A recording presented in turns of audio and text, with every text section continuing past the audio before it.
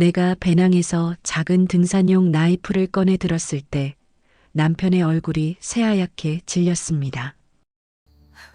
진심이야? 정말로 우리를 죽일 거야? 저는 대답하지 않았어요. 그저 칼날을 빛에 비춰볼 뿐. 여기는 산사태로 묻힌 지하 공간. 크리스마스 이브에 배신한 남편과 친구. 그리고 그들을 이곳으로 유인한 저. 37시간 동안 무슨 일이 일어났을까요? 그리고 과연 누가 살아남았을까요? 이 놀라운 복수극의 전체 이야기가 궁금하시다면 잠시만 구독 버튼을 눌러주세요. 댓글로 어디에서 시청하고 계신지 알려주시면 그곳에 기쁨과 행운이 가득하길 기도하겠습니다. 저는 45, 결혼한 지 20년이 됐습니다. 아이가 없어서 남편과 단둘이 살아왔죠. 사람들은 제게 늘 말했어요. 아이 없으면 외롭지 않아?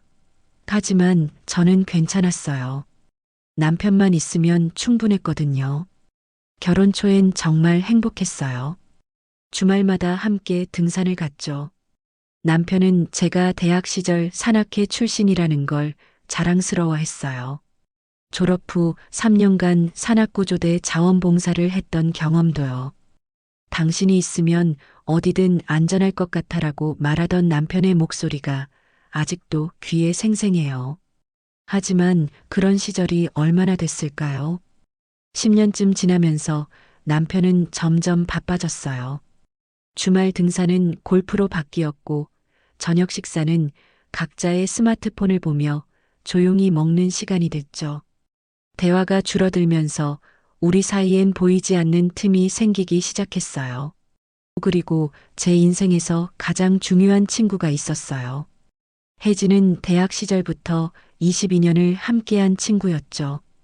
같은 과 동기였고 제 결혼식 때 주례를 서준 것도 혜진의 아버지였어요.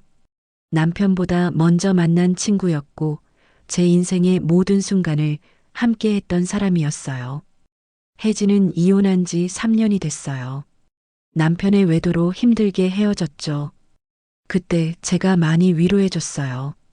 몇 달간 거의 매일 전화하고 만나면서 혜진이 다시 일어설 수 있도록 도왔죠. 내가 없었으면 못 견뎠을 거야 라고 혜진이 말했을 때 저는 정말 뿌듯했어요. 친구란 이런 거구나 생각했죠. 그런 혜진이 최근 들어 자주 남편 얘기를 꺼내기 시작했어요. 지수야, 오빠 요즘 많이 바빠 보이던데? 응, 회사 일이 많나 봐. 나 지난주에 오빠 봤어. 강남역 근처에서. 그래, 거기 회사 근처잖아. 응, 그냥 혼자 걷고 있더라. 표정이 좀 우울해 보여서 신경 쓰였어. 처음엔 그냥 친구의 관심이라고 생각했어요. 하지만 점점 이상했어요. 혜진이 남편의 일정을 너무 잘 알고 있는 것 같았거든요.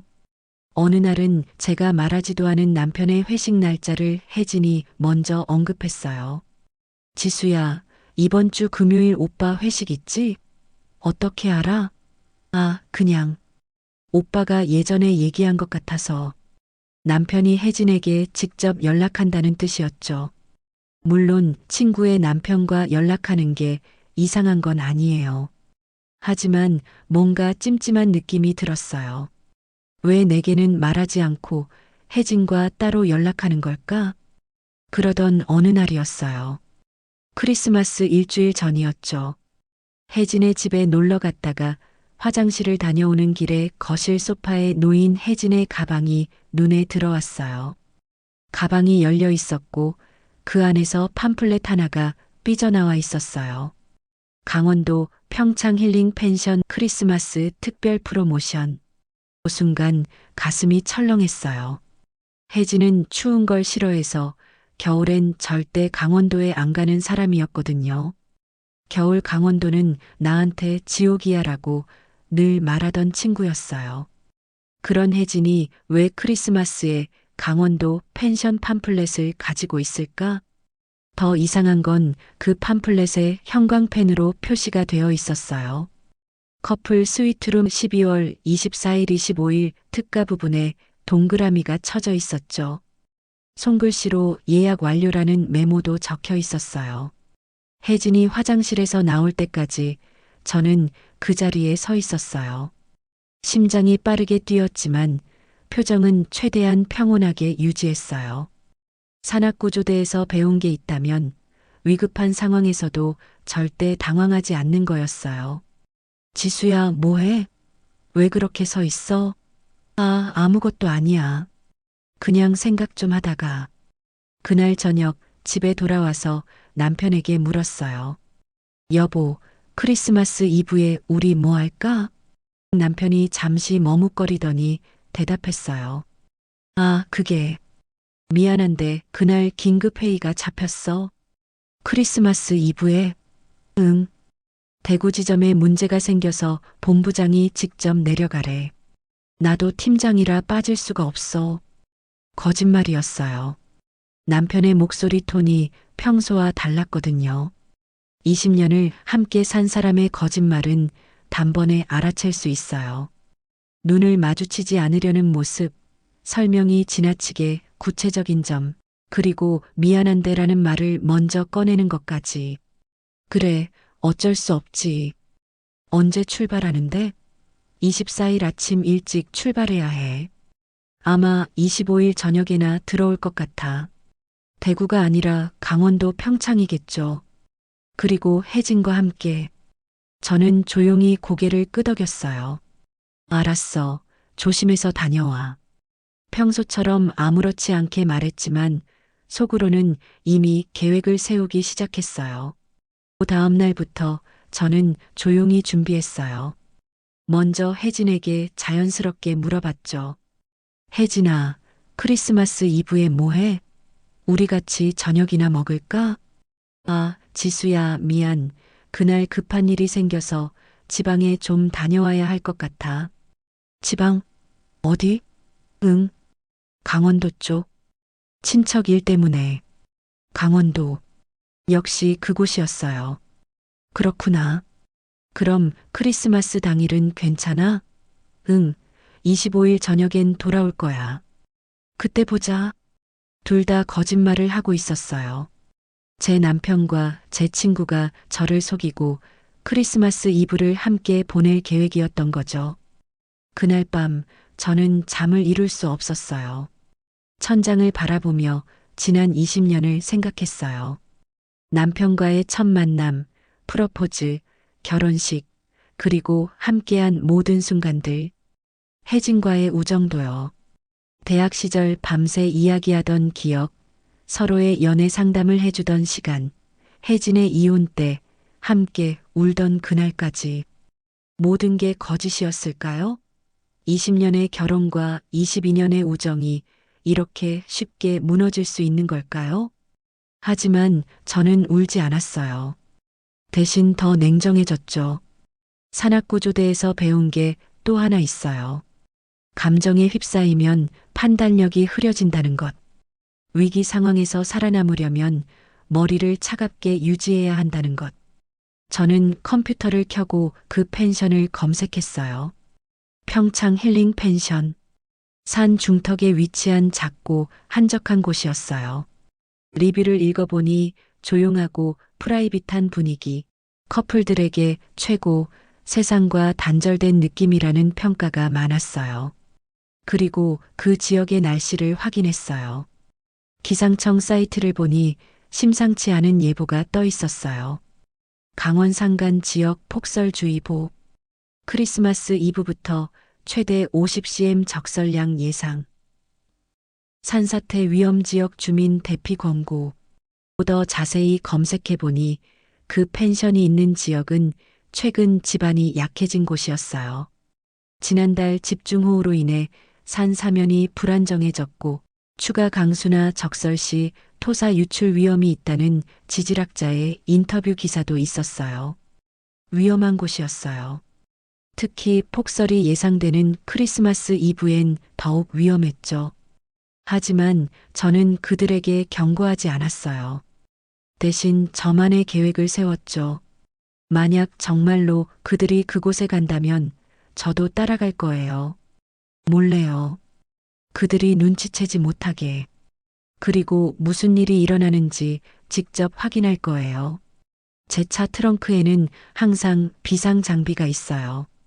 산악구조대 시절부터 습관처럼 챙겨두는 것들이죠. 로프, 헤드랜턴, 응급키트, 보온 담요, 비상식량, 등산용 나이프, 그리고 무전기까지.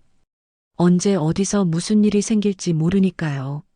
크리스마스 이브가 다가왔어요. 그 일주일 동안 저는 완벽하게 평소처럼 행동했어요.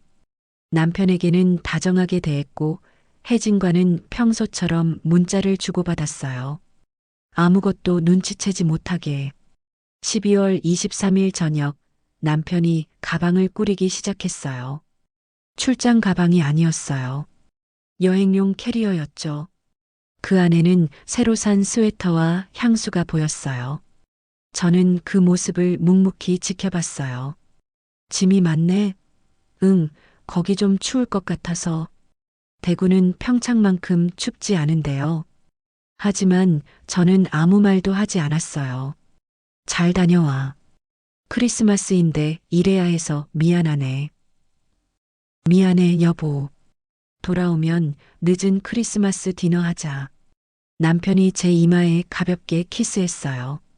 그 순간 제 심장이 차갑게 식는 걸 느꼈어요. 이게 배신이구나. 이게 거짓말이구나.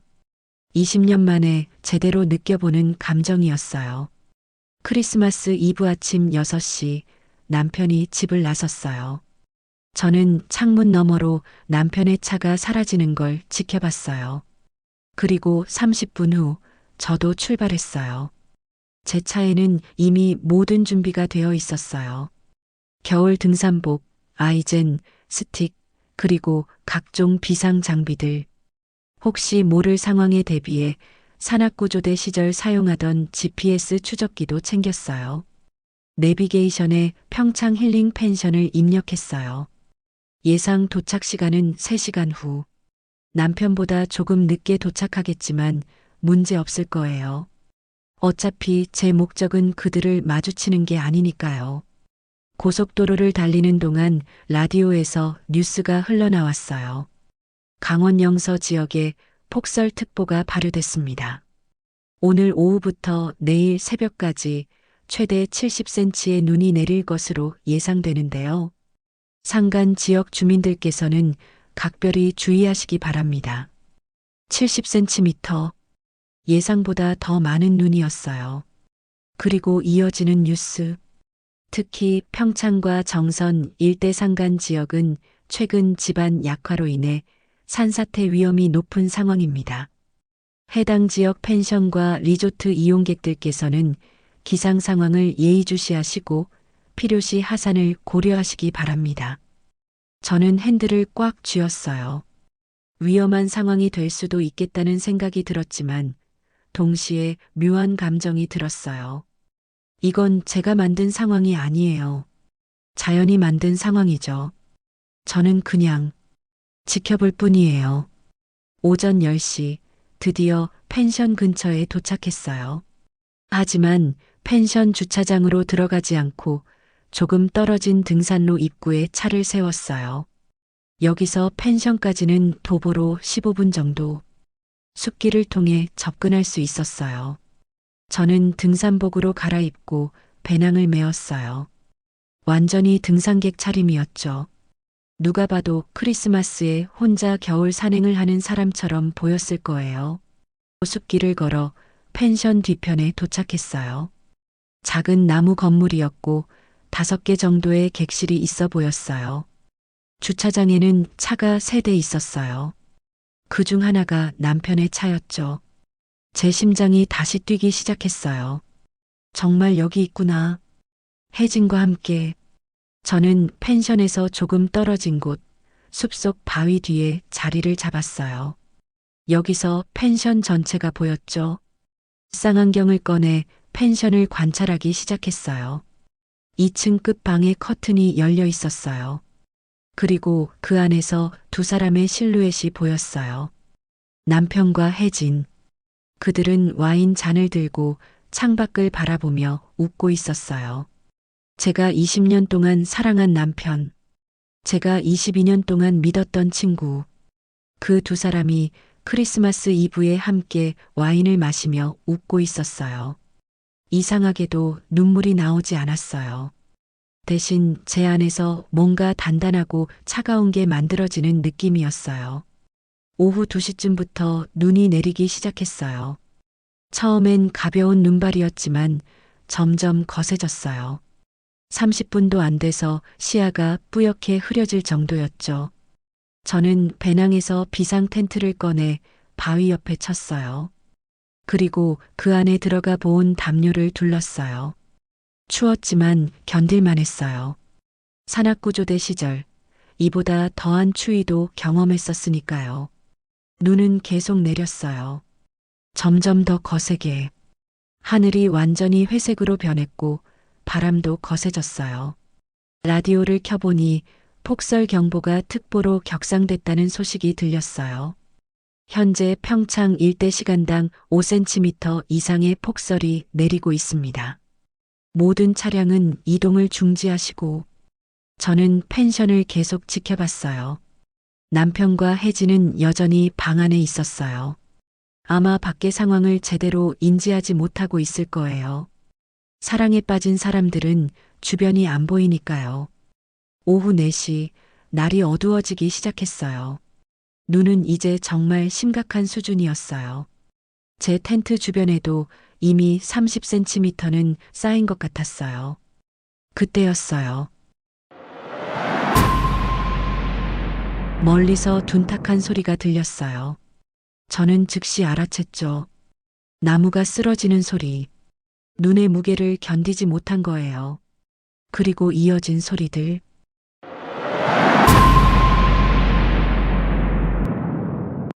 쿵, 쿵, 쿵. 여러 나무들이 연쇄적으로 쓰러지고 있었어요. 눈사태의 전조 현상이었죠. 저는 재빨리 GPS를 켜서 지형을 확인했어요. 이 펜션은 산 중턱의 작은 평지에 지어져 있었어요. 하지만 바로 위쪽으로는 가파른 사면이 있었고 그곳에 엄청난 양의 눈이 쌓이고 있었어요. 위험했어요. 정말 위험한 상황이었어요. 산악구조대 경험으로 보면 지금 당장 하산해야 할 상황이었어요. 아니, 이미 늦었을 수도 있었어요. 저는 선택의 기로에 섰어요. 하나, 펜션으로 달려가서 그들에게 경고하고 함께 대피한다. 둘, 여기서 지켜본다. 어떤 일이 일어나는지. 정상적인 사람이라면 당연히 하나를 선택해야 했어요.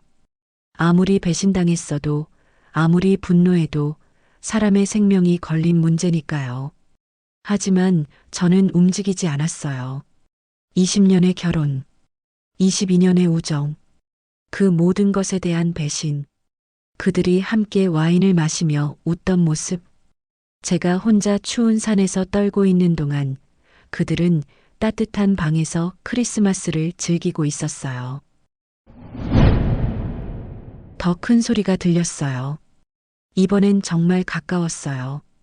펜션 위쪽 사면에서 들리는 소리였죠. 그리고 그 순간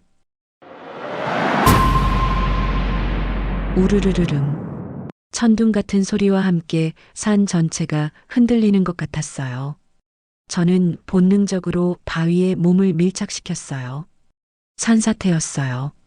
엄청난 양의 눈과 흙, 바위들이 사면을 타고 내려오고 있었어요. 마치 하얀 괴물이 산을 삼키는 것 같았죠. 쾅! 펜션 건물에 토사가 부딪히는 소리가 들렸어요. 건물이 흔들렸고 유리창이 깨지는 소리가 들렸어요. 먼지와 눈이 뒤섞여 아무것도 보이지 않았어요. 귀가 멍멍했고 심장이 미친 듯이 뛰었어요. 그리고 고요. 무서울 정도로 조용해졌어요. 눈만 소리 없이 내리고 있었죠. 먼지가 가라앉자 펜션의 모습이 보였어요. 아니, 펜션이 있던 자리라고 해야 할까요? 건물 절반이 토사에 묻혀 있었어요. 1층은 거의 완전히 흙더미에 파묻혔고 2층도 일부가 무너져 있었어요. 저는 망연자실했어요. 정말로 일어나 버렸어요. 제가 예상했던, 아니 어쩌면 바랐던 그 일이. 하지만 이건 제 잘못이 아니에요. 저는 아무것도 하지 않았어요. 그저 지켜봤을 뿐이에요. 산사태를 일으킨 건 자연이고 그 위험한 곳에 온 건 그들의 선택이었어요. 제 손은 떨리지 않았어요. 제 호흡은 안정적이었어요. 산악구조대 훈련이 몸에 배어 있었죠. 저는 천천히 텐트에서 나와 펜션으로 다가갔어요. 도와주세요. 희미한 목소리가 들렸어요. 남편의 목소리였어요. 살려주세요. 누구 없어요? 혜진의 목소리도 들렸어요. 둘 다 살아 있었어요. 저는 무너진 건물 앞에 섰어요. 눈 속에서 저를 기다리고 있는 건 복수일까요? 아니면 구원일까요? 헤드랜턴을 켜고 건물의 틈새를 살폈어요. 2층 객실 부분은 토사에 묻혔지만 1층 와인 저장고 쪽은 상대적으로 온전했어요. 아마 그들은 산사태가 일어났을 때 지하로 대피했을 거예요.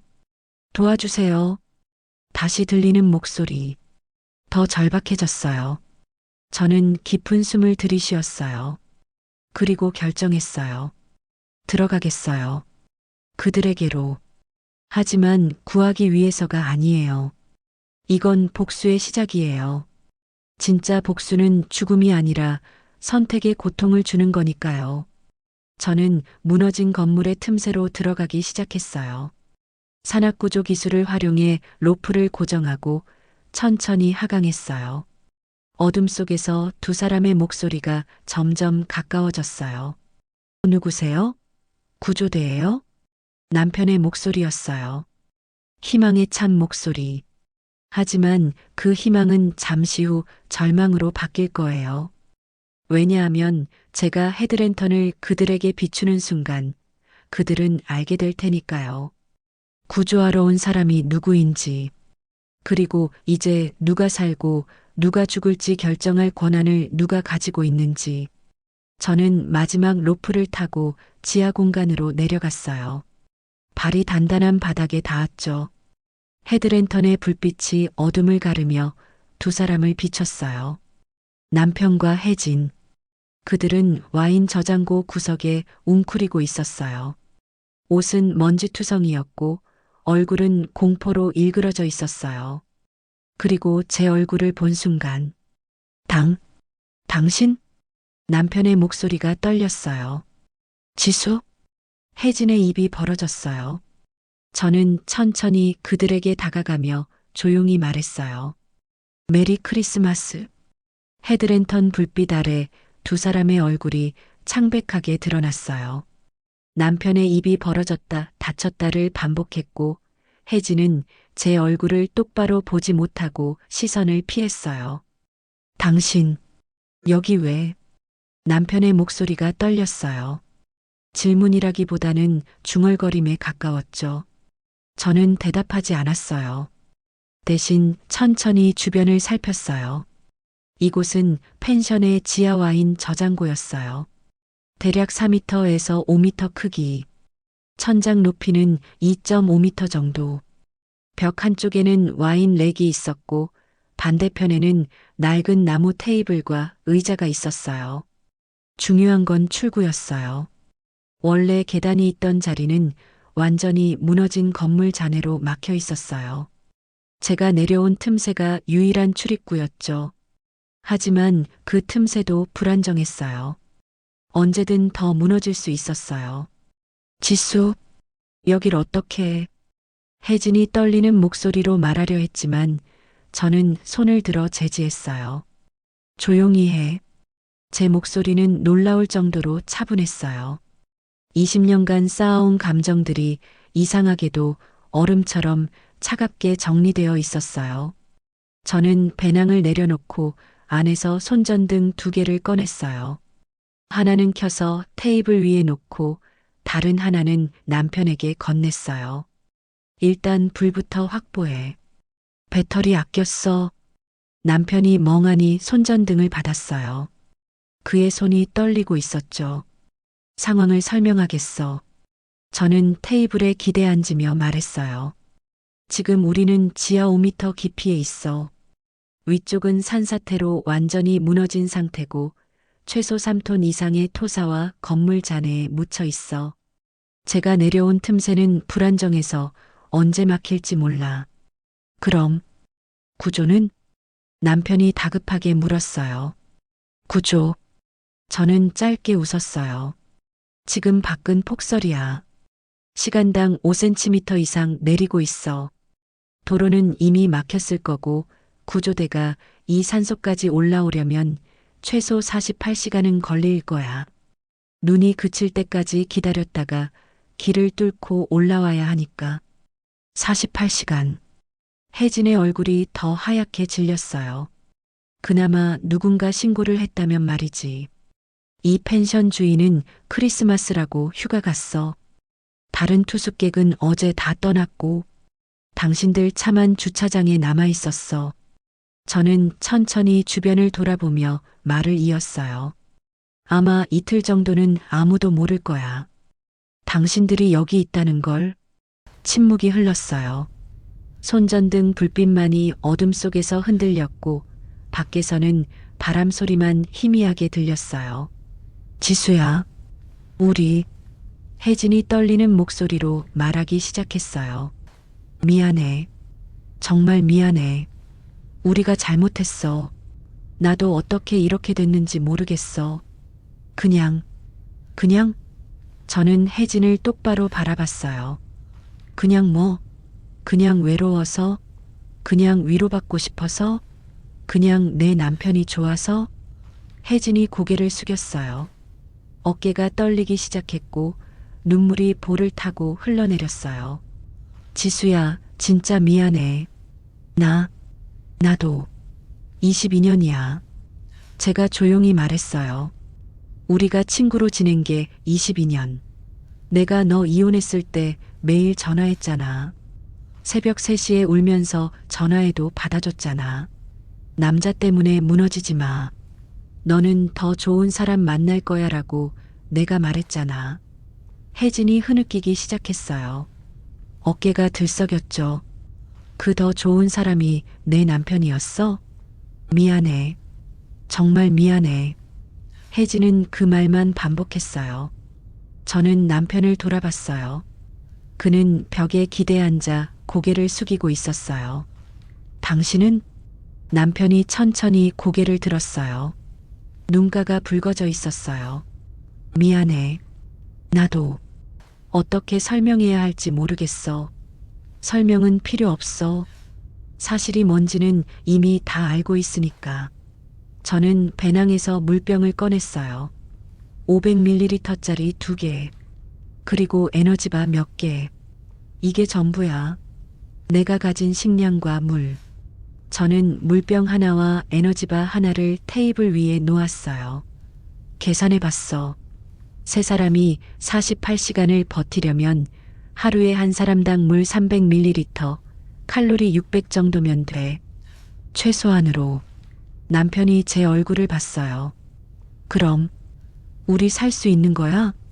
48시간 안에 구조대가 온다면 말이지. 저는 천장을 올려다봤어요. 하지만 문제가 있어. 공기. 혜진이 눈을 크게 떴어요. 이 공간은 밀폐됐어. 틈새로 약간의 공기가 들어오긴 하지만 충분하지 않아. 세 사람이 호흡하면 대략 36시간 후면 산소 농도가 위험 수준까지 떨어질 거야. 저는 그들의 얼굴을 번갈아 봤어요. 그 전에 구조되거나 아니면 산소를 아껴야지. 침묵이 흘렀어요. 제 말의 의미를 이해하는 데는 시간이 걸리지 않았어요.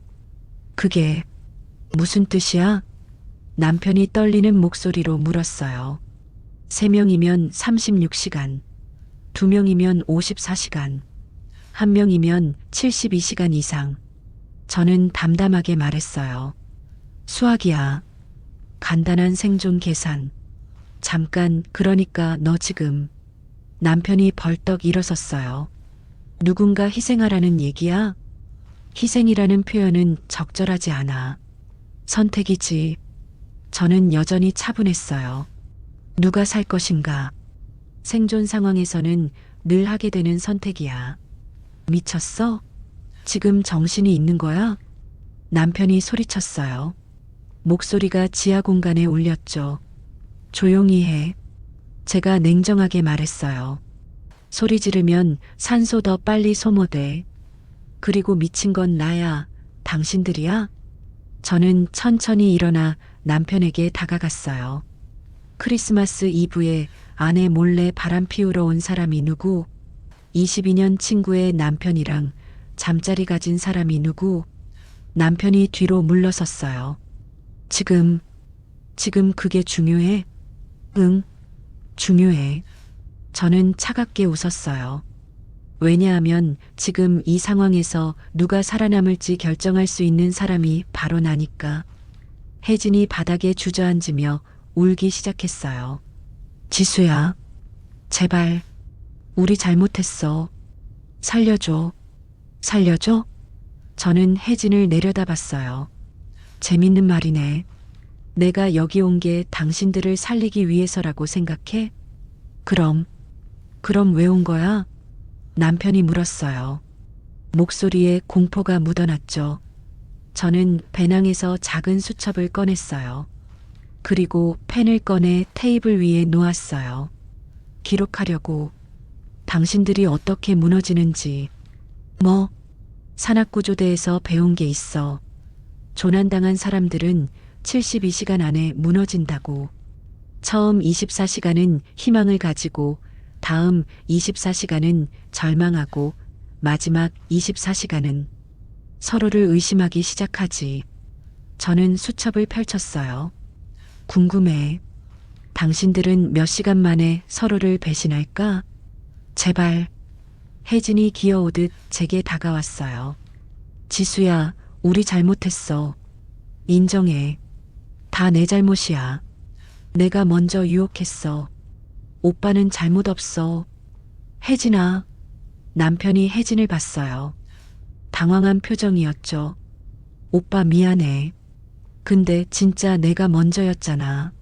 내가 힘들다고 연락했고, 내가 술 마시자고 했고, 그건 남편이 말을 잇지 못했어요. 저는 그 모습을 조용히 지켜봤어요. 벌써 시작됐네요. 계속해봐. 제가 말했어요. 누구 잘못인지 확실히 해보자. 시간은 많으니까. 혜진이 흐느끼며 말했어요. 지수야, 나 정말 외로웠어. 이혼하고 나서 아무도 없었어. 매일 혼자 집에서 울었어. 그때 오빠가 전화했어.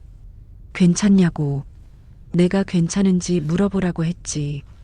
제가 말했어요. 응. 그래서 고마웠어. 오빠가 진심으로 걱정해주는 것 같았어. 그래서 자꾸 연락하게 됐어.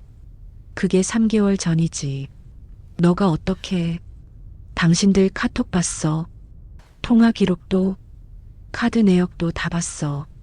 저는 남편을 봤어요. 작년 11월부터였지? 혜진이 이혼 2주년 되던 날. 그때 처음 둘이 저녁 먹었잖아. 남편이 할 말을 잃었어요. 처음엔 그냥 위로해주고 싶었어. 남편이 작게 말했어요. 혜진이가 너무 힘들어 보여서. 친구로서 호텔까지 갔어? 그건 한 번의 실수였어. 한 번? 지난 3개월간 7번이었어. 7번. 저는 수첩에 적힌 날짜들을 읽었어요. 11월 15일, 12월 3일, 12월 20일, 1월 7일. 그만해. 남편이 소리쳤어요. 알았어. 내가 잘못했어. 그래서 어쩌라고. 지금 우리 죽을 수도 있는 상황인데 과거 얘기가 뭐가 중요해? 중요하지. 저는 조용히 말했어요. 왜 내가 당신들을 살려야 하는지 이유를 찾아야 하니까. 침묵이 흘렀어요. 남편과 혜진은 서로를 쳐다보지 못했어요. 저는 배낭에서 로프를 꺼냈어요. 그리고 천천히 풀기 시작했어요. 뭐 하려고? 혜진이 떨리는 목소리로 물었어요. 탈출구 확인하려고. 내가 내려온 틈새가 아직 안전한지. 저는 로프를 어깨에 걸치고 헤드랜턴을 켰어요. 여기 있어. 움직이지 마. 혼자 가려고? 남편이 물었어요. 당신은 등반 기술도 없잖아. 위험해. 걱정해줘서 고마워. 20년 만에 처음이네. 내 안전을 걱정해주는 거. 저는 그를 스쳐 지나가며 중얼거렸어요. 제가 올라간 틈새는 생각보다 더 불안정했어요. 로프를 의지해 천천히 올라가는데 중간중간 흙과 돌멩이가 떨어졌어요. 5미터쯤 올라갔을 때 틈새가 급격하게 좁아졌어요. 더 이상 올라갈 수 없었죠. 위쪽은 완전히 막혀 있었어요. 어때? 아래에서 남편의 목소리가 들렸어요. 저는 대답하지 않고 천천히 내려왔어요. 마지막 로프를 잡고 바닥에 착지했을 때 두 사람이 저를 기다리고 있었어요. 막혔어. 뭐? 위쪽이 완전히 막혔어. 내가 내려온 틈새도 이제 못 써. 저는 로프를 풀며 말했어요. 우리 완전히 갇혔어. 혜진이 비명을 질렀어요. 안 돼. 안 돼. 그녀는 벽을 향해 달려가 주먹으로 치기 시작했어요. 나가게 해줘. 살려줘. 남편이 혜진을 잡으려 했지만 그녀는 미친 듯이 몸부림쳤어요. 나 줘. 난 여기서 죽기 싫어. 혜진아, 진정해. 제발. 진정하라고. 우리 다 죽는단 말이야. 갇혔다고. 공기도 없고. 혜진이 과호흡하기 시작했어요. 숨을 헐떡이며 바닥에 주저앉았죠. 숨이 안 쉬어져. 저는 차갑게 그 모습을 지켜봤어요. 과호흡이야. 종이봉투나 비닐봉지에 대고 숨 쉬면 나아져. 하지만 가져다 주지 않았어요. 그냥 지켜만 봤죠. 남편이 혜진을 안고 등을 쓰다듬어 줬어요. 괜찮아, 괜찮아. 진정해. 천천히 숨 쉬어. 오빠. 혜진이 남편의 셔츠를 움켜쥐었어요. 나 무서워. 여기서 죽고 싶지 않아. 안 죽어. 구조대 올 거야. 언제 와? 곧 올 거야. 남편의 목소리도 떨리고 있었어요. 자기 자신도 믿지 못하는 말이었죠. 저는 테이블에 앉아 그들을 바라봤어요. 서로를 껴안고 위로하는 두 사람. 제 남편과 제 친구. 묘하게도 질투가 나지 않았어요. 대신 차가운 무언가가 가슴속에서 커지는 게 느껴졌어요. 시간 확인할게. 저는 손목시계를 봤어요. 지금 오후 7시 30분. 산사태가 일어난 지 3시간 됐어. 그럼 구조대는 빨라야 내일 오후 48시간 후. 저는 테이블 위에 물병을 봤어요. 물은 하루에 3번. 아침 8시, 오후 2시, 저녁 8시. 한 번에 100ml씩. 에너지바는 하루에 1개씩 나눠 먹어. 그게 충분해? 남편이 물었어요. 충분하지 않아. 하지만 그게 전부야. 저는 물병을 집어들고 천천히 마셨어요. 정확히 100ml. 첫 배급 시작. 저는 물병을 남편에게 건넸어요. 100ml만. 더 마시면 다 같이 못 버텨. 남편이 떨리는 손으로 물병을 받아 마셨어요. 그리고 혜진에게 건넸죠. 혜진도 마셨어요. 하지만 멈추지 않았어요. 야, 그만. 남편이 소리쳤어요. 100ml라고 했잖아. 목말라. 더 마셔야겠어. 혜진이 물병을 움켜쥐었어요. 남편이 물병을 빼앗으려 했고 둘이 실랑이를 벌였어요. 내가 더 마셔야 해. 안 돼. 이거 다 같이 나눠 마셔야 한다고. 결국 남편이 물병을 빼앗았어요. 하지만 이미 절반 가까이 비어 있었어요. 침묵이 흘렀어요. 저는 그저 지켜봤어요. 수첩에 메모하며 산사태 후 3시간 30분. 첫 번째 갈등, 물 배분 문제, 신뢰 균열 시작. 미안해. 혜진이 작게 말했어요. 나 너무 목말라서. 남편은 대답하지 않았어요. 그저 물병을 들고 남은 양을 확인했죠. 이제 반밖에 안 남았어. 그가 저를 돌아봤어요. 다른 물은 없어? 없어. 와인은? 알코올은 탈수를 악화시켜. 마시면 더 빨리 죽어. 그럼 어떻게? 남편의 목소리가 떨렸어요. 저는 천천히 미소 지었어요. 내가 말했잖아. 선택해야 한다고. 무슨 소리야? 3명이 반병의 물로는 못 버텨. 하지만 2명이라면 어쩌면 가능할지도. 남편의 얼굴이 창백해졌어요. 너 진심이야? 물론이지. 저는 일어서서 벽에 기대 섰어요. 자, 그럼 결정해봐. 누가 포기할 거야? 포기라니. 산소와 물은 한정되어 있어. 누군가는 덜 숨쉬고 덜 마셔야 해. 아니면 아예 숨을 안 쉬고 안 마시거나. 저는 그들의 얼굴을 번갈아 봤어요. 당신들이 결정해. 나는 이미 내 선택을 했으니까. 무슨 선택? 살겠다는 선택? 저는 배낭을 집어들고 구석으로 갔어요. 나는 저쪽에서 잘 거야. 당신들은 여기서 의논해봐. 누가 살고 누가 죽을지. 잠깐. 남편이 소리쳤어요. 하지만 저는 돌아보지 않았어요. 저는 구석에 자리를 잡고 보온 담요를 깔았어요. 그리고 헤드랜턴을 끄고 어둠 속에 누웠어요. 저 멀리서 그들의 속삭이는 소리가 들렸어요. 어떻게? 진짜 미쳤어. 우리 어떻게 해? 모르겠어. 진짜 모르겠어. 오빠, 나 무서워. 나도 무서워. 그들의 목소리가 점점 작아졌어요. 저는 눈을 감았어요. 심장은 규칙적으로 뛰고 있었고 호흡은 안정적이었어요. 산악구조대에서 배운 게 또 있어요. 조난 상황에서 살아남는 사람은 가장 강한 사람이 아니라 가장 침착한 사람이라는 것. 그리고 지금 이 공간에서 가장 침착한 사람은 바로 저였어요. 어둠 속에서 시간이 흘렀어요. 저 멀리서 혜진의 흐느끼는 소리가 들렸어요. 남편의 위로하는 소리도. 그들은 아직도 서로를 위로하고 있었어요. 아직은요. 하지만 24시간 후에도 그럴 수 있을까요? 48시간 후에는? 저는 미소 지었어요. 어둠 속에서 아무도 볼 수 없는 미소. 크리스마스 이브의 첫날 밤이 깊어가고 있었어요. 저 위에서는 눈이 계속 내리고 있을 거예요. 우리를 더 깊이 묻으면서. 하지만 저는 걱정하지 않았어요.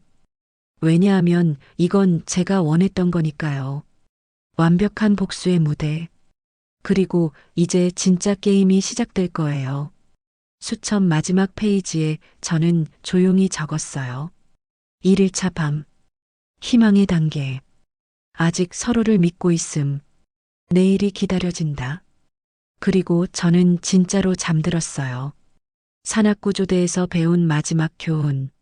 생존자는 에너지를 아껴야 한다는 것. 저는 편안하게 잠들었어요. 하지만 저 멀리서는 밤새도록 속삭이는 소리가 들렸어요. 그들은 한숨도 자지 못할 거예요. 공포와 죄책감이 그들을 잠들지 못하게 할 테니까요. 그리고 그게 바로 제가 원하는 거였어요. 지쳐가는 그들, 무너지는 그들. 복수는 이제 시작일 뿐이에요. 눈을 떴을 때 시계는 오전 6시를 가리키고 있었어요. 크리스마스 아침이었죠. 저는 7시간을 푹 잤어요. 몸이 가벼웠고 머리도 맑았어요. 산악구조 훈련 때 익힌 생존 수면법이었죠. 최소한의 에너지로 최대한의 회복을 얻는 방법. 천천히 일어나 주변을 살폈어요. 손전등 불빛 아래 남편과 혜진이 보였어요. 둘 다 벽에 기댄 채 앉아 있었죠. 눈은 떠 있었지만 초점이 없었어요. 한숨도 못 잔 얼굴이었어요. 잘 잤어? 제가 물었어요. 일부러 밝은 목소리로. 남편이 저를 돌아봤어요. 눈 밑에 짙은 다크서클이 생겼고 입술은 바짝 말라 있었어요. 물 좀. 아직 안 돼. 오전 8시까지 기다려. 저는 시계를 가리키며 말했어요. 규칙은 규칙이야. 하루 3번. 정확한 시간에. 혜진이 힘없이 말했어요. 지수야. 제발. 조금만. 너무 목말라. 참아. 2시간만. 저는 냉정하게 대답하고 배낭에서 칫솔과 물티슈를 꺼냈어요. 준비된 작은 물통으로 입을 헹구고 얼굴을 닦았어요. 두 사람이 저를 바라봤어요. 마치 다른 세계의 사람을 보는 것 같은 표정이었죠. 너, 어떻게 그렇게 멀쩡해? 남편이 물었어요. 목소리에 원망이 섞여 있었어요. 훈련이야. 산악구조대에서 72시간 조난 생존 훈련을 받았거든. 이 정도는 약과지. 저는 가볍게 스트레칭을 시작했어요. 팔을 뻗고 허리를 돌렸어요. 생존의 기본은 루틴이야. 규칙적으로 움직이고 정해진 시간에 먹고 마시고 에너지를 아끼는 거. 우리한테도 가르쳐줘. 혜진이 간청했어요. 왜? 저는 스트레칭을 멈추고 그녀를 봤어요. 왜 내가 당신들을 살려야 하는데? 지수야, 대답해봐. 왜 내가 남편을 빼앗아간 친구와 나를 배신한 남편을 도와야 하지? 침묵이 흘렀어요. 대답 못하겠지. 이유가 없으니까. 저는 다시 스트레칭을 이어갔어요. 심호흡을 하며 몸을 풀었죠. 하지만 걱정 마. 아직은 안 죽을 거야. 내가 계산했거든. 3명이 함께 있으면 36시간은 버틸 수 있어. 36시간. 남편이 중얼거렸어요. 그럼 오늘 밤을 넘기면, 내일 저녁이면 위험해지기 시작해. 산소 농도가 18% 아래로 떨어지면 두통, 현기증, 판단력 저하가 와. 15% 이하면 의식을 잃기 시작하지. 저는 벽에 기대 앉으며 말했어요. 그 전에 구조대가 오면 살고 안 오면. 뭐? 어떻게 그렇게 담담하게 말할 수 있어? 남편이 떨리는 목소리로 물었어요. 우리 죽을 수도 있다는 얘기야. 알아. 그런데 왜 그렇게 침착해? 내가 먼저 죽을 것 같아? 저는 남편의 눈을 똑바로 봤어요. 이 중에서 제일 먼저 죽을 사람이 누굴까?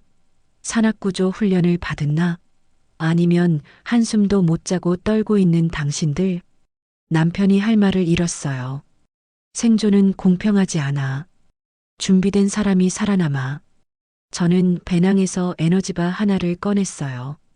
그리고 나는 항상 준비되어 있었어. 시계가 오전 8시를 가리켰어요. 물 시간이야.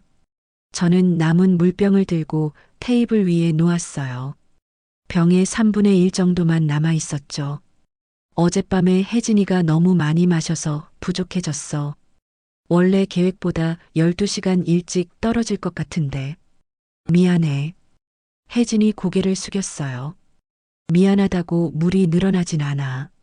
저는 병뚜껑을 열고 정확히 50ml를 마셨어요. 원래는 100ml지만 물이 부족하니 줄여야 했죠. 50ml씩만. 이해했지? 남편이 물병을 받아 마셨어요. 눈을 감고 천천히 삼키는 모습이 절박해 보였어요. 혜진도 마셨어요. 하지만 멈추지 않으려고 했어요. 그만. 남편이 소리치며 물병을 빼앗았어요. 또 그럴 거야? 목말라. 난 정말 목마르다고. 혜진이 울면서 소리쳤어요. 너는 괜찮아? 안 목말라? 물론 목말라. 하지만 참아야 해. 왜 내가 참아야 해? 왜 나만? 너만이 아니야. 우리 모두 참아야 한다고. 두 사람이 말다툼을 시작했어요. 목소리가 점점 커졌죠. 저는 조용히 지켜봤어요. 수첩을 꺼내 메모했어요. 1일차 아침. 물 부족으로 첫 번째 큰 다툼. 신뢰 급속 붕괴 중. 그만 싸워. 제가 말했어요. 소리 지르면 산소 더 빨리 소모된다고 했잖아. 두 사람이 멈췄어요. 거친 숨소리만 들렸죠. 이미 공기가 탁해지기 시작했어. 느껴지지 않아? 저는 천천히 숨을 들이쉬며 말했어요. 산소 농도가 떨어지면 제일 먼저 오는 증상이 짜증이야. 사소한 일에도 화가 나고 참을성이 없어지지. 남편과 혜진이 서로를 봤어요. 그 다음엔 판단력이 흐려져. 옳고 그른 걸 구별 못하게 돼. 그리고 마지막엔 저는 잠시 말을 멈췄어요. 서로를 적으로 여기게 돼. 무슨 소리야? 혜진이 떨리는 목소리로 물었어요. 조난 사고 사례를 보면 알 수 있어. 72시간 이상 고립된 사람들은 결국 서로를 공격하기 시작해. 식량을 놓고, 물을 놓고, 심지어 공기를 놓고. 저는 천천히 주변을 둘러봤어요. 이 좁은 공간에서 우리가 얼마나 버틸 수 있을까? 침묵이 흘렀어요. 무겁고 답답한 침묵. 구조대는 언제쯤 올까? 남편이 중얼거렸어요. 늦어도 오늘 오후엔. 안 와. 제가 단호하게 말했어요. 뭐? 밖에 아직도 눈이 내리고 있어. 틈새로 들어오는 공기 흐름으로 느껴져. 기온도 계속 내려가고 있고. 저는 온도계를 꺼냈어요. 현재 이 공간의 온도는 영하 5도. 체감 온도는 더 낮아. 밖은 아마 영하 20도는 될 거야. 그럼 도로가 막혀 있을 거야. 제설 작업만 해도 최소 24시간. 구조대가 이 산소까지 올라오려면 저는 시계를 봤어요. 빨라야 내일 오후. 내일 오후. 혜진의 얼굴이 새하얗게 질렸어요. 그럼 우리 36시간이 지나기 전에 올 수도 있어. 운이 좋으면. 저는 담담하게 말했어요. 하지만 운이 나쁘면. 그만해. 남편이 소리쳤어요. 그만 좀 해. 계속 우리 겁주는 거야? 겁주는 게 아니라 현실을 말하는 거야. 저는 일어서서 남편에게 다가갔어요. 당신이 무시하고 싶어도 현실은 변하지 않아. 우리는 지금 지하 5m에 묻혀 있어. 탈출구는 없고 구조대는 안 오고 물과 공기는 점점 줄어들고 있어. 그래도 희망을 가지라고, 긍정적으로 생각하라고. 저는 비웃었어요. 그게 당신들을 살릴 것 같아? 남편이 주저앉았어요. 손으로 얼굴을 감쌌죠. 나 죽기 싫어. 처음으로 남편이 울었어요. 어깨가 떨리며 흐느꼈어요. 혜진이 남편에게 다가가 안으려고 했지만 남편이 밀어냈어요. 오지 마. 오빠, 네가 물을 너무 많이 마셔서 우리가 이렇게 된 거야. 뭐? 혜진의 얼굴이 굳었어요. 물이 부족한 게 다 내 탓이야. 내가 참았으면 우리가 더 버틸 수 있었는데. 오빠, 나도 사람이야. 목말랐다고. 다른 사람도 목말라. 그런데 너만 참지 못했잖아. 남편의 목소리가 날카로워졌어요. 오빠. 혜진이 뒤로 물러났어요. 눈에 눈물이 고였죠. 오빠도 날 탓하는 거야? 탓하는 게 아니라 사실을 말하는 거야. 남편이 냉정하게 말했어요. 내가 자제력이 없어서 우리 모두 위험해진 거야. 그건 인정해. 내 잘못이야. 저는 그 광경을 조용히 지켜봤어요. 입가에 희미한 미소가 번졌죠. 시작됐어요. 서로를 탓하는 게. 1일차 오전. 첫 번째 배신. 남편이 여자를 탓하기 시작함. 저는 수첩에 조용히 적었어요. 혜진이 구석으로 가서 웅크렸어요. 소리 없이 울고 있었죠. 남편은 반대편 벽에 기대 앉아 눈을 감았어요. 지친 표정이었어요. 저는 테이블 위에 에너지바를 꺼내 놓았어요. 점심시간. 배고프지 않아. 남편이 눈도 뜨지 않고 말했어요. 먹어야 해. 에너지가 떨어지면 체온 유지가 안 돼. 먹고 싶지 않다고. 좋아. 그럼 굶어. 저는 에너지바를 다시 배낭에 넣었어요. 혜진이는? 혜진이 고개를 저었어요. 여전히 울고 있었죠. 알았어. 저는 혼자 에너지바를 꺼내 먹기 시작했어요. 천천히 맛을 음미하듯이 두 사람이 저를 힐끗 봤어요. 눈빛에서 원망이 느껴졌죠. 오후 2시가 됐어요. 두 번째 물 시간. 물 마실 사람? 제가 물병을 들어 올렸어요. 남편과 혜진이 동시에 손을 뻗었어요. 서로를 쳐다보며 내가 먼저. 아니 내가. 두 사람이 물병을 잡으려고 다투기 시작했어요. 잠깐. 제가 물병을 뒤로 빼며 말했어요. 게임을 하나 할까? 게임? 응. 물을 누가 마실지 정하는 게임. 저는 주머니에서 동전 하나를 꺼냈어요. 동전 던지기.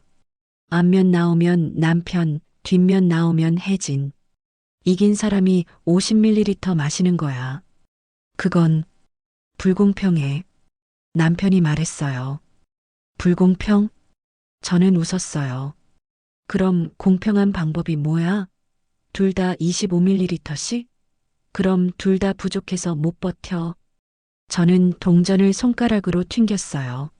아니면 다른 방법을 제안해봐. 침묵이 흘렀어요. 제안 없으면 내 방식대로 하는 거야. 저는 동전을 공중에 던졌어요. 앞면. 남편이 외쳤어요. 뒷면. 혜진이 소리쳤어요. 동전이 떨어졌어요. 바닥에서 한번 튕겼죠. 앞면이었어요. 남편 승. 저는 물병을 남편에게 건넸어요. 남편이 떨리는 손으로 받아 마셨어요. 눈을 감고 천천히. 혜진이 그 모습을 지켜봤어요. 마른 입술을 핥으며. 제가 물었어요. 아직 물이 조금 남았어. 한 사람이 더 마실 수 있어. 남편과 혜진이 서로를 봤어요. 나도 목말라. 혜진이 말했어요. 나도. 남편이 대답했어요. 그럼 다시 동전 던지기. 저는 동전을 다시 들었어요. 잠깐. 남편이 말했어요. 다른 방법은 없어? 예를 들면 퀴즈 같은 거. 마치는 사람이 마시는 거. 좋아. 저는 동전을 내려놓았어요.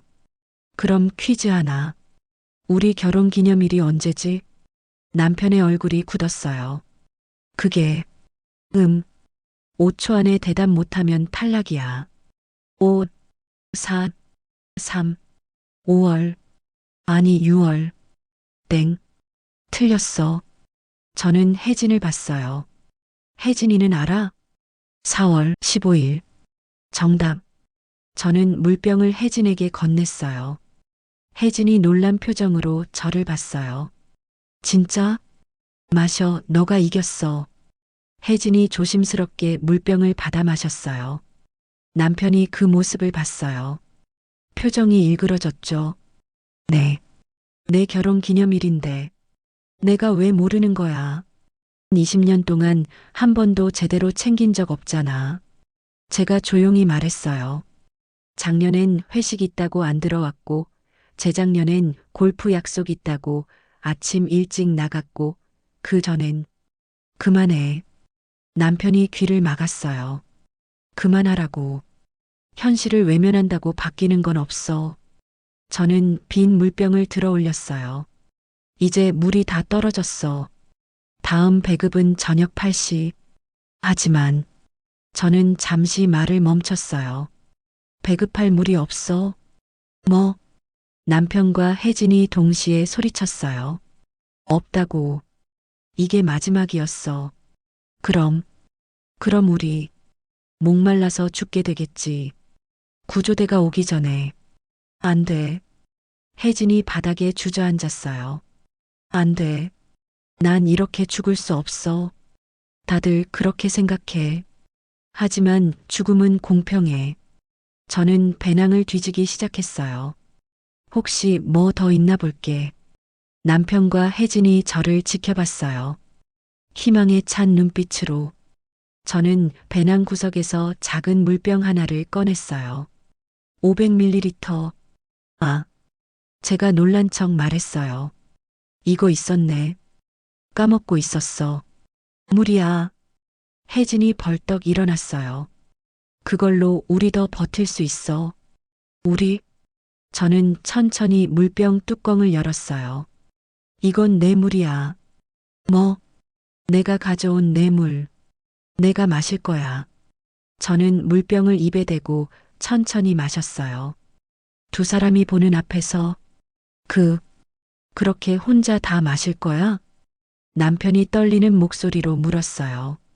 당연하지. 내 거니까. 우리도 줘. 왜? 저는 물병을 내리며 물었어요. 왜 내가 당신들한테 내 물을 나눠줘야 해? 우리 다 같이? 당신들이 나한테 뭘 같이 해줬는데? 저는 차갑게 웃었어요. 크리스마스 이브를 같이 보냈어? 아, 보냈지. 서로끼리. 남편이 바닥을 쳤어요. 제발 그 얘기 그만해. 왜? 사실인데? 알았어. 내가 잘못했어. 미안해. 그러니까 제발. 물 좀. 미안하다고? 저는 남편에게 다가가 앉았어요. 진심으로? 응, 진심이야. 정말 미안해. 얼마나 미안한데? 많이. 정말 많이. 구체적으로 말해봐. 저는 물병을 흔들었어요. 찰랑거리는 소리가 났죠. 이 물을 마시고 싶으면 말이야. 내가 얼마나 미안한지 증명해야 해. 어떻게 증명해? 무릎 꿇어. 침묵이 흘렀어요. 뭐? 내 앞에 무릎 꿇고 빌어. 그럼 50ml 줄게. 남편의 얼굴이 일그러졌어요. 그건 너무 싫으면 말고. 저는 일어서려고 했어요. 잠깐. 남편이 저를 붙잡았어요. 그리고 천천히 무릎을 꿇었어요. 제 앞에 20년 결혼 생활 동안 한 번도 본 적 없는 모습이었어요. 미안해. 정말 미안해. 남편이 고개를 숙였어요. 나 정말 잘못했어. 용서해줘. 저는 그 모습을 내려다봤어요. 무릎 꿇은 남편, 떨리는 어깨, 눈물 흘리는 모습. 이상하게도 가슴이 뛰지 않았어요. 동정심도 들지 않았어요. 그저 차가운 만족감만 느껴졌어요. 물 받아. 저는 물병을 남편에게 건넸어요. 남편이 떨리는 손으로 받아 마셨어요. 단숨에 50ml라고 했는데 100ml는 마신 것 같은데? 미안해. 너무 목말라서. 됐어. 일어나. 남편이 비틀거리며 일어났어요. 눈을 마주치지 못했죠. 혜진이 저를 봤어요. 지수야. 나도. 너도 뭐? 나도. 물. 당연히 줄 수 있지. 저는 미소 지었어요. 대신 대가가 있어. 뭐든지 할게. 그래. 저는 천천히 혜진에게 다가갔어요. 그럼 말해봐. 언제부터였어? 내 남편과. 혜진이 고개를 숙였어요. 작년 11월. 첫 키스는 12월. 첫 잠자리는 올해 1월. 혜진의 목소리가 점점 작아졌어요. 몇 번이나? 7번. 장소는? 호텔 그리고 오빠 집. 우리 집? 제 목소리가 낮아졌어요. 내가 출장 간 사이에 우리 집에서 혜진이 고개를 끄덕였어요. 어느 방에서? 안방. 내 침대에서? 응. 저는 깊은 숨을 들이쉬었어요. 계속해. 더 말해. 지수야. 제발. 이제 그만. 물 마시고 싶지 않아? 혜진이 입술을 깨물었어요.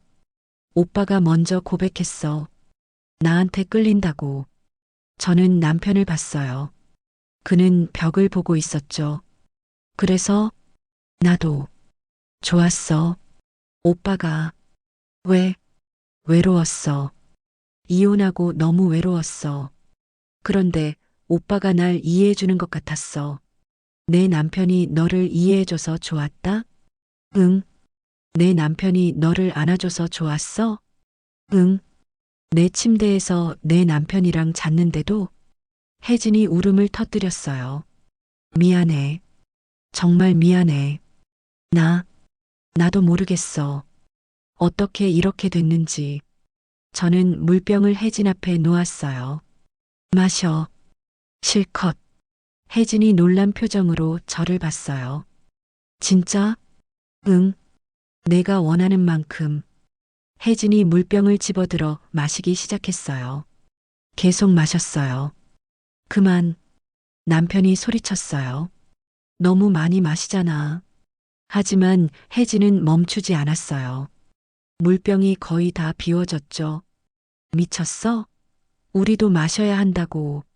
남편이 달려와 물병을 빼앗으려 했어요. 둘이 실랑이를 벌였어요. 나, 안 돼. 너 혼자 다 마실 거야? 목말라. 난 목마르다고. 나도 목말라. 결국 물병이 바닥에 떨어졌어요. 남은 물이 쏟아졌죠. 바닥에 아까운 물이. 두 사람이 멍하니 엎질러진 물을 봤어요. 아, 안 돼. 혜진이 바닥에 엎드려 물을 핥으려고 했어요. 남편도 마찬가지였어요. 두 사람이 바닥에서 물을 핥는 모습. 저는 그 광경을 조용히 지켜봤어요. 수첩을 꺼내 적었어요. 1일차 저녁. 완전한 붕괴. 인간의 존엄성 상실. 동물처럼 바닥을 핥고 있음. 저는 배낭을 메고 구석으로 돌아갔어요. 어디가? 남편이 물었어요. 얼굴은 물과 눈물로 범벅이었죠. 자려고. 내일을 위해서. 내일. 응. 내일이면 36시간이야. 진짜 지옥이 시작되는 시간이지. 저는 보온 담요를 깔고 누웠어요. 잘 자. 메리 크리스마스. 뒤에서 두 사람의 흐느끼는 소리가 들렸어요. 하지만 저는 신경 쓰지 않았어요. 눈을 감았어요. 오늘도 편안하게 잠들 수 있을 것 같았어요. 내일이면 정말 재미있어질 거예요. 진짜 생존 게임이 시작될 테니까. 누가 먼저 죽을까? 누가 누구를 배신할까? 궁금했어요. 정말로. 크리스마스 다음 날 36시간이 지나고 산소 농도가 위험 수준으로 떨어집니다. 두 사람은 극한의 상황에서 서로를 공격하기 시작하고 예상치 못한 반전이 펼쳐질 겁니다. 그리고 마침내 구조의 순간이 찾아오겠죠. 과연 누가 살아남을까요? 눈을 뜨니 온몸이 무거웠어요. 머리가 지끈거리고 호흡이 평소보다 힘들었어요. 시계를 확인했어요. 12월 26일 오전 7시. 산사태가 일어난 지 37시간째. 예상했던 시간이 지났어요. 이제 산소 농도가 위험 수준에 들어섰다는 뜻이었죠. 저도 영향을 받기 시작했어요. 두통, 어지러움, 집중력 저하, 산소 부족의 전형적인 증상들. 천천히 일어나 주변을 살폈어요. 남편과 혜진은 반대편 구석에 웅크리고 있었어요. 둘 다 깨어 있었지만 움직이지 않았어요. 그저 허공을 바라보고 있었죠. 일어났어? 제가 물었어요. 목소리가 평소보다 쉬었네요. 대답이 없었어요. 저는 배낭에서 마지막 물병을 꺼냈어요. 200ml 정도 남아 있었죠. 제 물. 제가 아껴둔 마지막 물, 천천히 50ml를 마셨어요. 목구멍이 타는 것 같았어요. 물. 혜진의 목소리가 들렸어요. 갈라진 목소리. 제발. 물. 없어. 거짓말. 방금. 마셨잖아. 내 물이야. 내 거. 제발. 조금만. 죽을 것 같아. 저는 물병을 다시 배낭에 넣었어요. 다들 죽을 것 같아. 나도. 그럼. 왜 혼자만? 살고 싶으니까. 남편이 천천히 일어났어요. 비틀거리며. 당신. 진짜. 우릴 죽일 거야? 내가 죽이는 게 아니야. 상황이 죽이는 거지. 말장난하지 마. 남편이 소리쳤어요. 하지만 목소리에 힘이 없었어요. 당신이 물을 나눠주면 우리 더 버틸 수 있어. 그럼 나는 더 빨리 죽고. 저는 차갑게 대답했어요. 왜 내가 날 희생해야 해? 나를 배신한 사람들을 위해서? 우린 사과했잖아. 사과로 20년이 지워져? 배신이 용서돼? 남편이 할 말을 잃었어요. 생존은 용서와 관계없어. 누가 더 준비됐는지, 누가 더 냉정한지의 문제야. 혜진이 기어오듯 제게 다가왔어요. 지수야, 제발. 우리 친구잖아. 친구? 저는 혜진을 내려다봤어요. 친구가 친구 남편이랑 잠자. 미안해. 진짜 미안해. 22년 우정이 그렇게 가벼웠어? 혜진이 바닥에 엎드렸어요. 울먹이며. 나 정말 외로웠어. 변명이 안 되는 거 알아. 하지만 뭐? 오빠가 날 이해해 주는 것 같았어. 지수 너는 항상 강했잖아. 나는 약했어. 그래서 내 남편한테 기댄 거야? 미안해. 저는 혜진의 머리를 쓰다듬었어요. 부드럽게. 알아. 네가 약한 거 항상 알았어. 지수야. 그래서 이용하기 쉬웠어. 혜진이 고개를 들었어요. 눈이 커졌죠. 뭐? 너 같은 사람은 조종하기 쉬워. 외로움에 약하고 인정받고 싶어하고 의존적이니까. 저는 미소 지었어요. 내 남편도 그랬을 거야. 너 같은 여자는 다루기 쉽다고 생각했겠지. 그게 무슨, 우린 둘 다 널 이용한 거야. 나는 22년간 내 우정을 이용했고 내 남편은 내 몸을 이용했지. 혜진의 얼굴이 일그러졌어요. 아니야. 인정해. 넌 항상 이용당하는 쪽이었어. 대학 때도 결혼할 때도 이혼할 때도. 그만해. 혜진이 귀를 막았어요. 그만하라고. 왜? 진실이 아파? 저는 일어서서 천천히 공간을 돌아다녔어요. 우리 모두 진실을 마주해야 해. 어차피 여기서 죽을 텐데 거짓말하며 죽을 필요는 없잖아. 우린 안 죽어. 남편이 떨리는 목소리로 말했어요. 구조대가 올 거야. 안 와. 저는 단호하게 말했어요. 이미 40시간 가까이 지났어. 안 온다는 뜻이야. 아직 시간이. 포기해. 아무도 안 와. 저는 천장을 올려다봤어요. 우리끼리 끝내야 해. 침묵이 흘렀어요. 무겁고 절망적인 침묵. 그럼 우리 정말. 혜진이 중얼거렸어요. 여기서 죽는 거야? 글쎄, 누군가는 죽겠지. 저는 배낭에서 뭔가를 꺼냈어요. 작은 칼, 등산용 나이프. 뭐 하려고? 남편이 뒤로 물러났어요. 이건 도구야. 생존 도구. 저는 칼을 천천히 펼쳤어요. 산악구조대에서 배웠어. 극한 상황에서는 어떤 선택도 해야 한다고. 설마. 응. 내가 살려면 너희가 죽어야 해. 미쳤어. 남편이 소리쳤어요. 진짜 미쳤어. 살인하려는 거야? 살인이 아니야. 생존이지. 저는 칼을 들어 빛에 비춰봤어요. 한 명이 사라지면 나머지 둘이 12시간 더 버틸 수 있어. 두 명이 사라지면 한 명은 24시간 더 버틸 수 있고, 그게 말이 돼? 수학이야. 간단한 계산. 저는 천천히 그들에게 다가갔어요. 누구부터 할까? 혜진이 비명을 질렀어요. 살려줘. 제발. 그녀는 일어나려고 했지만 다리에 힘이 없었어요. 바닥에 주저앉았죠. 남편이 혜진 앞을 막아섰어요. 안 돼. 혜진이한테 손대지 마. 오빠. 혜진이 남편을 올려다 봤어요.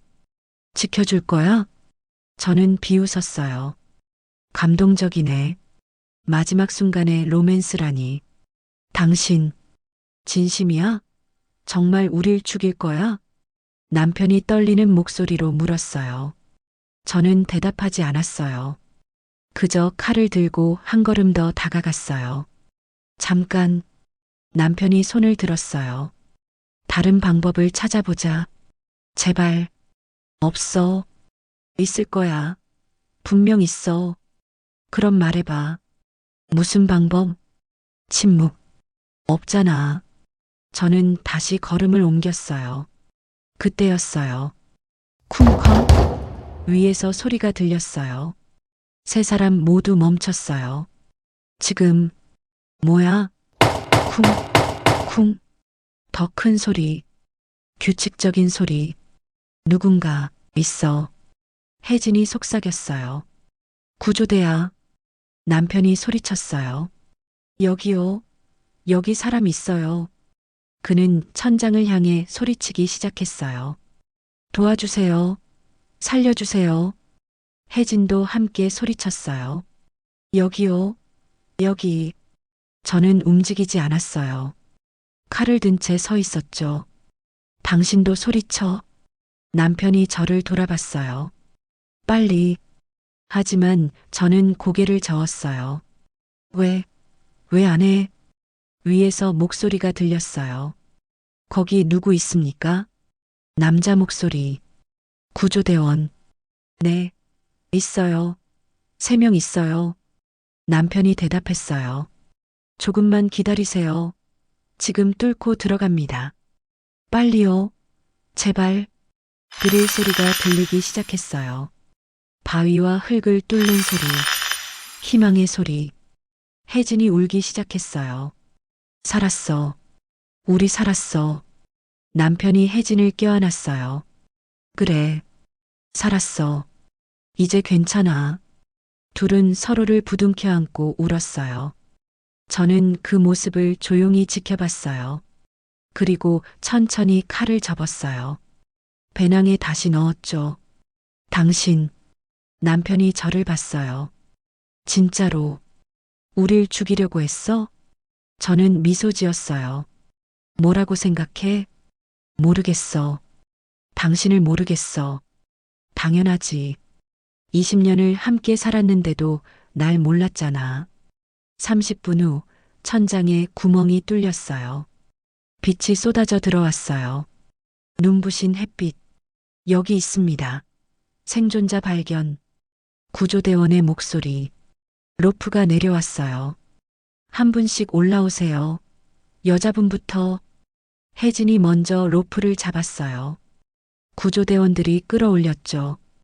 혜진이 사라졌어요. 빗속으로. 다음은 남편 차례였어요. 남편이 로프를 잡기 전에 저를 돌아봤어요. 당신, 미안해. 그게 마지막 말이었어요. 남편도 올라갔어요. 이제 저 혼자 남았어요. 어둡고 좁은 공간에.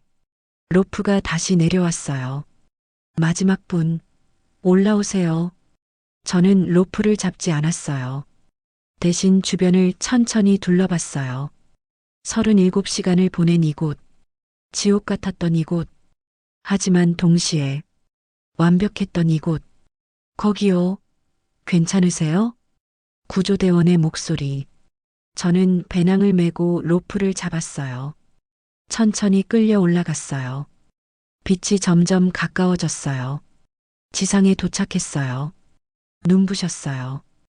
햇빛이, 하얀 눈이. 괜찮으세요? 구조대원이 저를 부축했어요. 네, 괜찮아요. 앰뷸런스가 대기하고 있었어요. 남편과 혜진은 이미 실려 있었죠. 같이 타시겠어요? 구조대원이 물었어요. 저는 고개를 저었어요. 괜찮아요. 저는 제 차로 갈게요. 하지만 건강 확인을. 괜찮다니까요. 저는 단호하게 말했어요. 구조대원이 망설이다가 고개를 끄덕였어요. 알겠습니다. 하지만 곧 병원으로 가세요. 앰뷸런스가 떠났어요. 남편과 혜진을 태우고 저는 그 모습을 지켜봤어요. 그리고 미소 지었어요.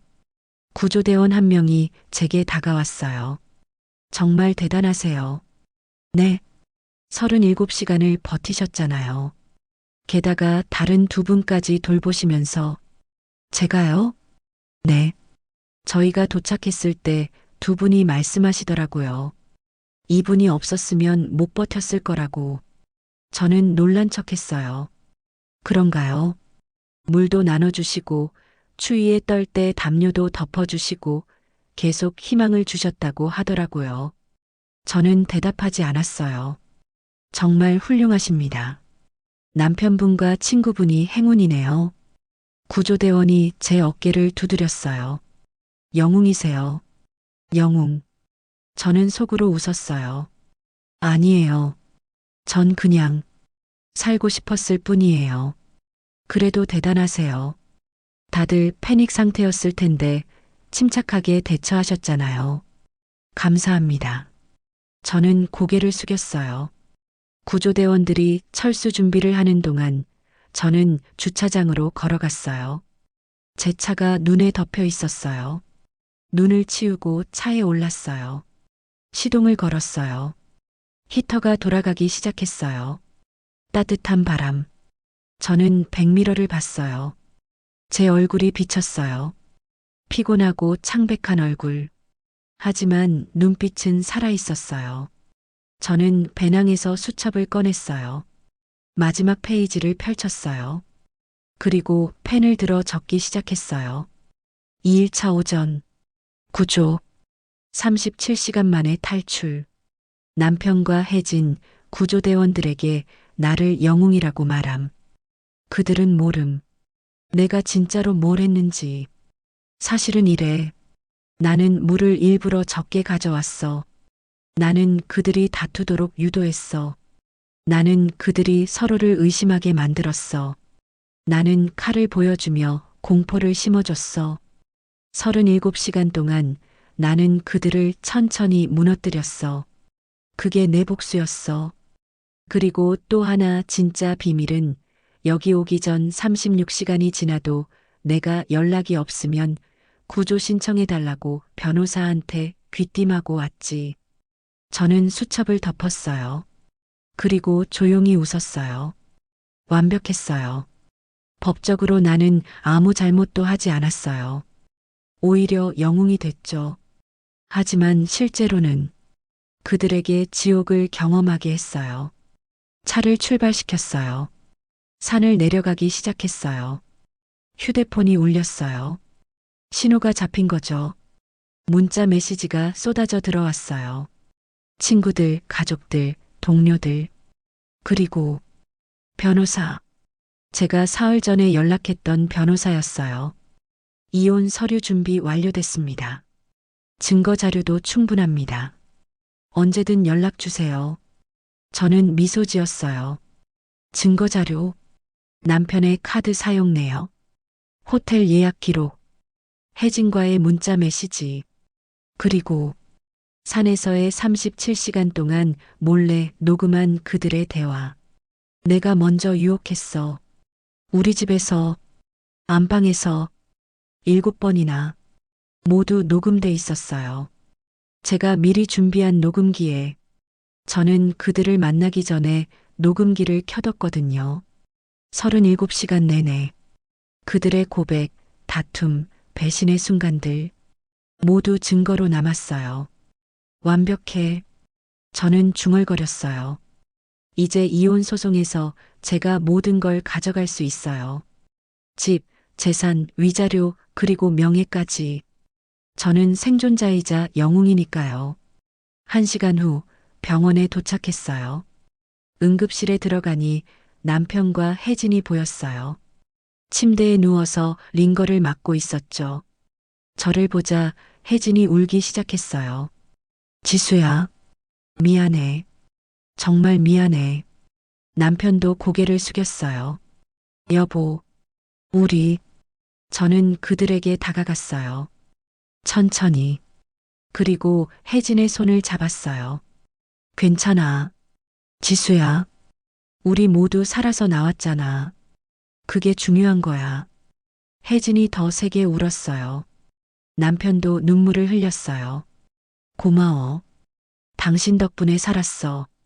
남편이 떨리는 목소리로 말했어요. 저는 미소 지었어요. 부드럽게. 우리 가족이잖아. 당연한 거지. 의사가 들어왔어요. 다들 괜찮으십니다.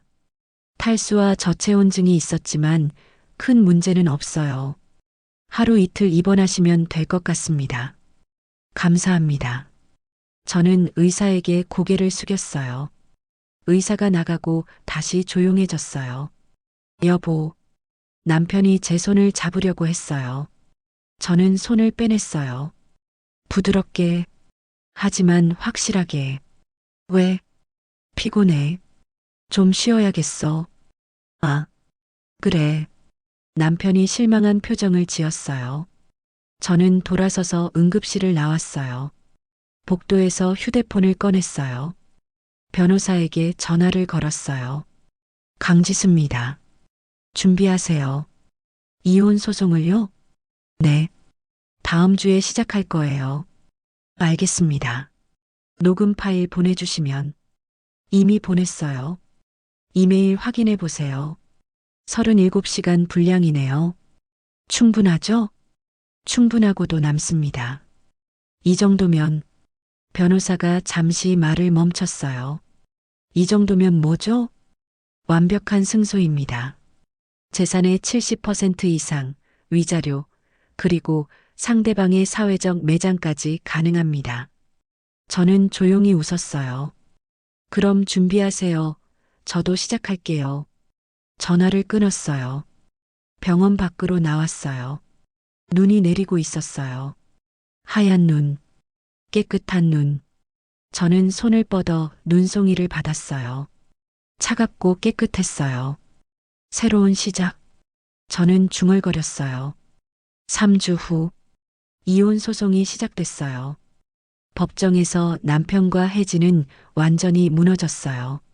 녹음 파일이 공개됐을 때 그들의 얼굴은 볼만했어요. 7번이나 우리 집 안방에서 내가 먼저 유혹했어. 모든 대화가 법정에서 재생됐어요. 판사는 저에게 유리한 판결을 내렸어요. 재산의 80%, 위자료 3억, 그리고 집. 남편은 아무것도 가져가지 못했어요. 혜진은 더 비참했어요. 녹음 파일이 언론에 유출됐거든요. 누가 했는지는 모르겠어요. 아마도 법정 관계자 중 누군가였겠죠. 22년 친구의 남편과 불륜. 산사태 생존자의 충격적 고백. 신문 헤드라인이었어요. 혜진은 직장을 잃었어요. 대학 동창회에서도 탈퇴당했어요. 친구들도 등을 돌렸어요. SNS는 폐쇄했고요. 완전히 사회적으로 매장당했어요. 저는 영웅이었어요. 37시간 조난에서 남편과 친구 구한 강인한 여성. 산악구조 경험으로 세 사람 생명 살려. 크리스마스의 기적. 생존자들의 감동 스토리. 언론은 저를 영웅으로 만들었어요. 인터뷰 요청이 쏟아졌고 강연 제안도 들어왔어요. 저는 그 모든 걸 정중히 거절했어요. 조용히 살고 싶어요. 6개월 후, 저는 새 아파트로 이사했어요. 혼자 살기 딱 좋은 크기. 창밖으로 한강이 보이는 곳. 매일 아침 커피를 마시며 창밖을 바라봐요. 평화로워요. 조용해요. 더 이상 누구의 거짓말을 듣지 않아도 돼요. 누구의 배신을 걱정하지 않아도 되고요. 가끔 그때를 생각해요. 37시간. 그 어둡고 좁은 공간. 지옥 같았지만 동시에 완벽했던 시간. 어떤 사람들은 물어요. 후회하지 않으세요? 그때 좀 더 너그럽게 대했다면 관계를 회복할 수도 있었잖아요.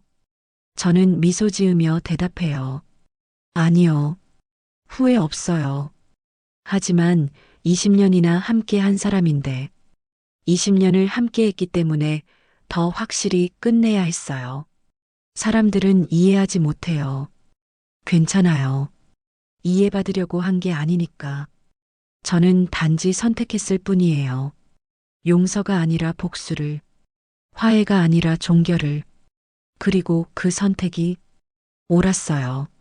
어제 우연히 혜진을 봤어요. 거리에서 많이 야위었더라고요. 눈빛도 예전 같지 않았어요. 저를 보자 피했어요. 고개를 돌리고 빠르게 걸어갔죠. 저는 그 모습을 지켜봤어요. 아무 감정도 들지 않았어요. 동정도 죄책감도 그저 낯선 사람을 보는 기분이었어요.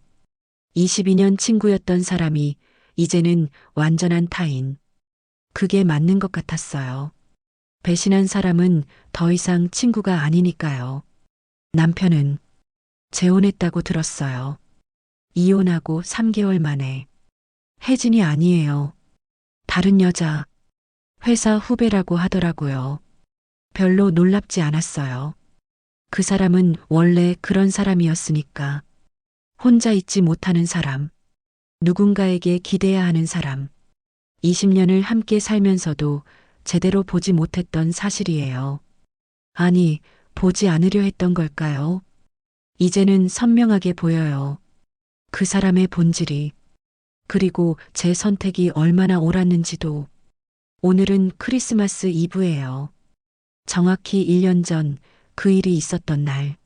저는 혼자 와인을 마시며 창밖을 봐요.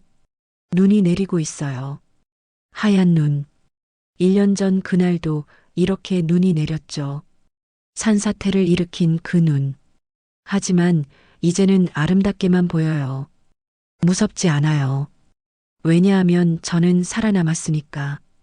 그리고 제가 원했던 것을 모두 얻었으니까. 자유, 평화, 그리고 완벽한 복수. 사람들은 복수가 공허하다고 말해요. 복수에도 상처는 아물지 않는다고. 그건 거짓말이에요. 제 상처는 아물었어요. 완벽하게. 복수를 통해서 37시간 동안 저는 제 고통을 그들에게 돌려줬어요. 20년의 배신을, 20년의 거짓말을, 20년의 외로움을 모두 돌려줬어요. 그리고 이제 저는 자유로워요. 누구에게도 묶이지 않은, 누구에게도 배신당하지 않을, 온전히 저 자신으로 사는 삶. 와인 잔을 들어 올려요. 창밖에 눈을 바라보며. 메리 크리스마스. 오늘의 이야기 끝까지 함께 해주셔서 감사합니다. 다음 이야기에서 또 만나요.